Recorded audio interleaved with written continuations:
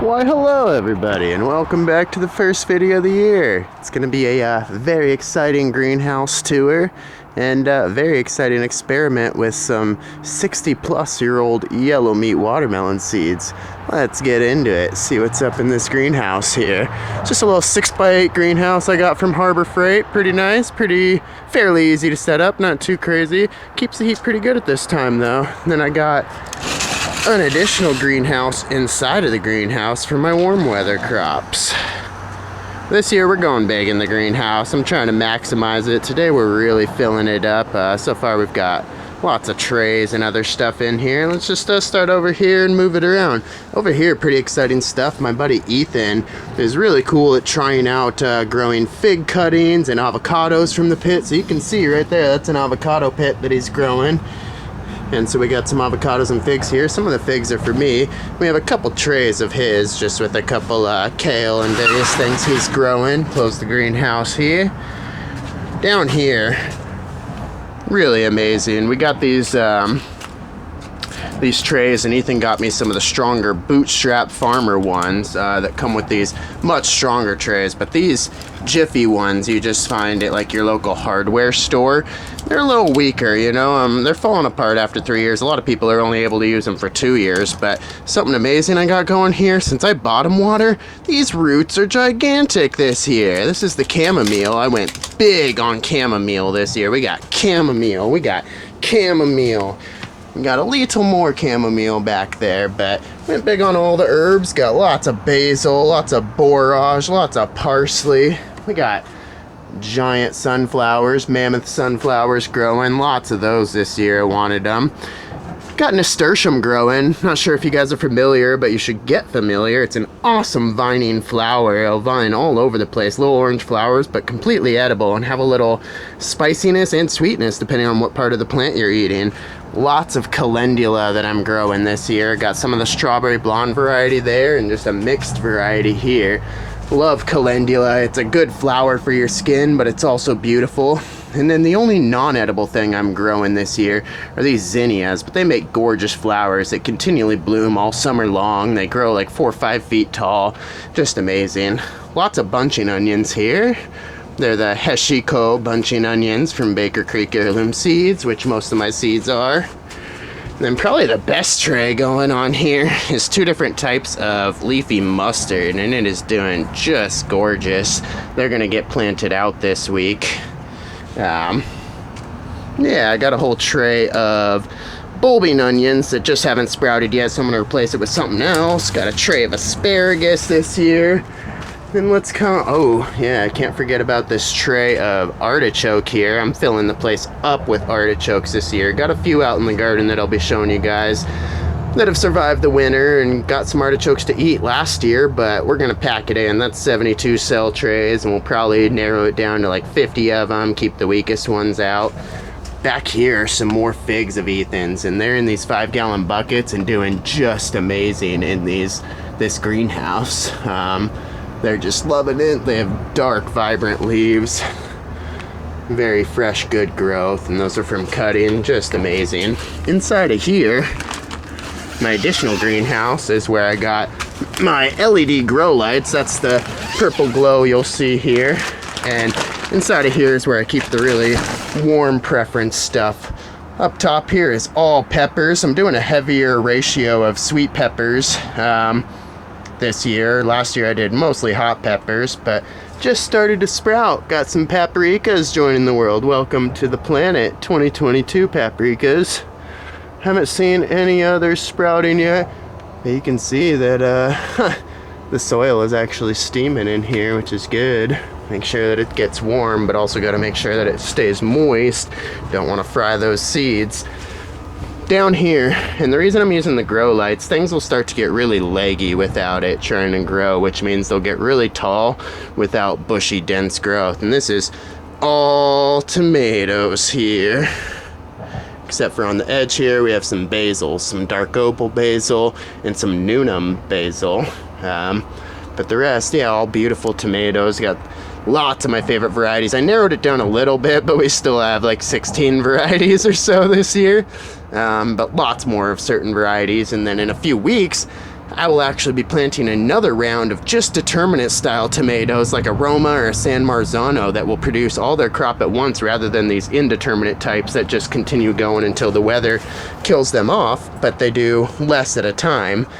So what we're working on today is something pretty amazing. I'm planting melons, but the most important part of what I'm doing, the more important melons, I would say for me, are these ones here. And I soaked these overnight, which I'm treating them a little special than the other melons I'm planting, because these are yellow meat watermelon seeds.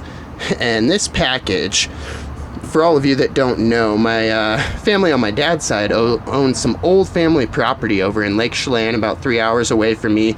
Beautiful area, has been in the family, I'm the 5th generation, and been in the family for about 80 years. And it's about a 100-year-old property, but my great-great-grandmother was a big gardener there, and my great-great-grandfather planted a bunch of fruit trees, nut trees, berries, all sorts of things, and some of which is still growing just fine there. But my great-great-grandma was the actual gardener, and the last gardener that lived there, and so my dad was poking around in the basement recently and found these, and they had just been sealed off inside of this envelope in a box, down in that basement, which is pretty temperate. It doesn't really change. So I tried planting some just in the ground last year, no luck. Soaked them this year, and I'm going to grow them in the greenhouse here, so that's exciting. Got a couple other rounds of melons that I'm going to be growing, and I'm going to get my pots filled up, and I will check back in with you guys. Alright, just wanted to show you guys real quick how I like to do my planting, and then we'll check back in as I finish it up. But what we're going to do here, I'm using these 4x4 cells for my watermelons. I want them to have some space to grow for the next 6 weeks or so before it's warm enough to transplant them out. What I like to start with is a rougher potting soil for indoor or outdoor potting, and always, you know, try and be organic, even though the term organic I don't use in my garden. I use more of the natural and organic, or they say and organic, so that's kind of cool with the black gold. But I say natural over organic, because really though, like, arsenic is organic, lots of things are organic, and what's it on the USDA list for organic? There's a lot of things that are actually troubling that I'm not okay with. I've seen it. I've done some work in the legal cannabis industry, and everything in there is supposed to be organic, but what products they actually use sometimes I am very questionable, and I would never use on my plants and call it okay. So I like things that say natural.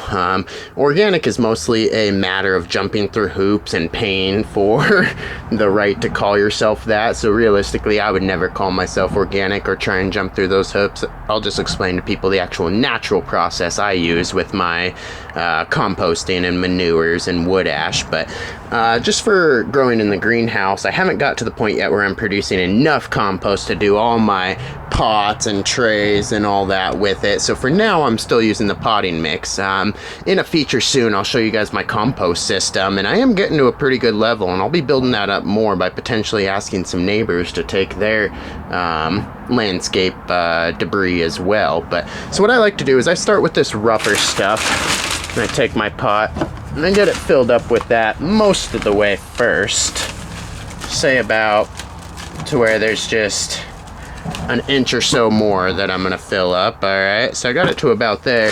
Then I'm gonna take this seedling mix, because this seedling mix is really light stuff. It doesn't have any of these woody scraps that some of the bigger or the more potting soil has, but this seedling is just made for any tiny or any large tiny seed to sprout through.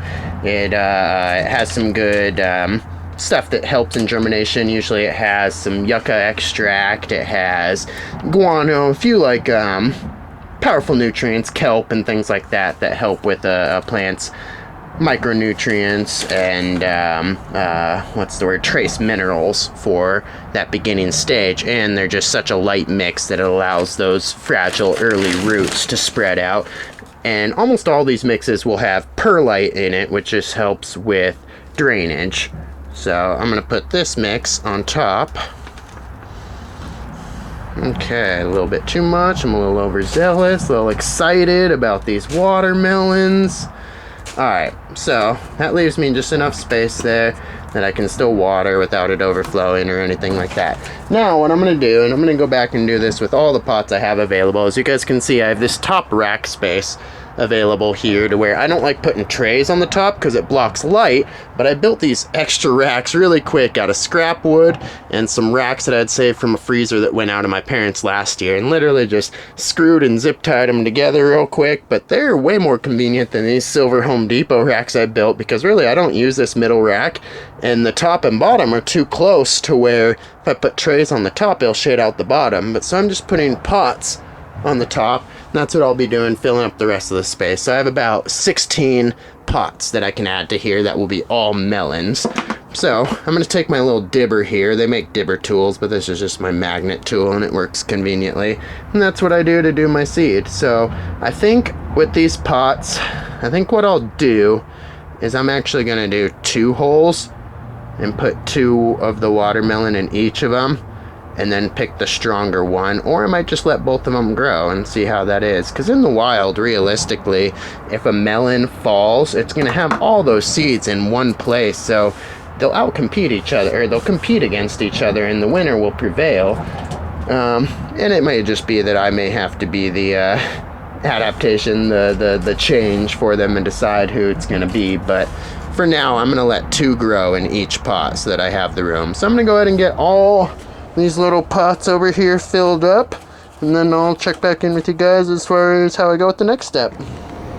Alright then, back one more time. Just got everything prepped to actually put the seeds in the ground here. So altogether I have 17 little pots available here, and I ended up deciding to put 3 holes in each, and I think that'll be fine for starting out, and I'll probably eliminate them down to 1 or 2 when it actually comes time to plant, and actually long before, after I see them start vining for a few weeks. We'll see what happens. So I'm actually putting aside 12 of these pots just for the yellow meat watermelon seeds. So I got them here in the cup, I got the water drained, and they all ended up sinking. And what I mean by that, so with certain seeds, it's recommended to soak them overnight, and usually the viable seeds will sink. I have not looked into the actual technical science of this, but what I guess is that the actual cells haven't like dried out enough, and they can actually still like hold the water, and so they therefore sink. I don't know, that's just me making a random hypothesis. But these all ended up sinking, so I'm going to try planting them all out. I have 37 of them. I still have more in the package, but that's just what I randomly tossed in here. And so I'm going to try planting out a bunch, and I have a cousin that lives in Moses Lake, which is much hotter than here. I'm going to see if he wants to try growing some of them if I get them to sprout, and then I'll plant some of them at the Chelan property where the seeds were found, and perhaps even grown. It looked like they were self-saved seeds from something that was grown, because the envelope was just labeled. It wasn't from an official seed package, and also they seemed to have like a little tinge of fruit still on them, to where they seemed like, I don't know, not too professionally packaged, I should say, like just home gardener packaged, which makes sense. I mean, but I also don't know the packing practices of the 50s and 60s. So, but anywho, so yeah, I'm diverting 12 of these to those, but I have some other melons I want to get started too, and I'm focusing the rest all on small melons, because here in Western Washington we can't really, or I won't say can't, but it's much more difficult unless we get the perfect warm growing season to actually get large melons to come to full maturity and ripeness. So I'm focusing mostly on tiny little melons here. And so what I got, again, I'm using mostly Baker Creek heirloom seeds. They're from Missouri, Mansfield, and they're rareseeds.com, and I've always wanted to go to their big event that they have in Northern California in early September. Like, it's a huge seed and fruit sharing event where people bring all sorts of amazing varieties. But anywho, they have some amazing seeds and different things. So I'm going with, I accidentally ripped the top off this one a couple of years ago, but this is a Tigger melon, and it's an interesting looking one, but it makes a small handful melon. That's what I'm mostly focusing on here. Same with the Minnesota midget. For scale, you can actually see the person here, and I love these kind. Like, honestly, you just cut one open and it's perfect. You finish it right then. You know, it does make small slices, but so delicious. And then I have these Kajari melons here, which some of the people I follow on YouTube have praised before, specifically Lady Jess with a channel called Roots and Refuge, one of my absolute favorites. She grows these, and she's in a much warmer climate, so she can grow melons very easily. She was in Arkansas, now in South Carolina, so all pretty warm areas, but it's supposed to be amazing. And vining small melons like these, you can even grow up trellising and just have them hanging down. They're not extremely heavy fruit, so that works. And then as far as the other pots go, I'm going to finish it off with Honey Rock Cantaloupe, which is very similar to this Minnesota midget, just a small cantaloupe. And so I grew some in the garden a few years ago. I haven't put aside any space for melons recently, but this year I am. And this one I got, and they grew just like those Minnesota midgets, to where I was able to harvest a few that were just personal sized. So I saved seeds from them because it was the only melon I did have growing in the garden.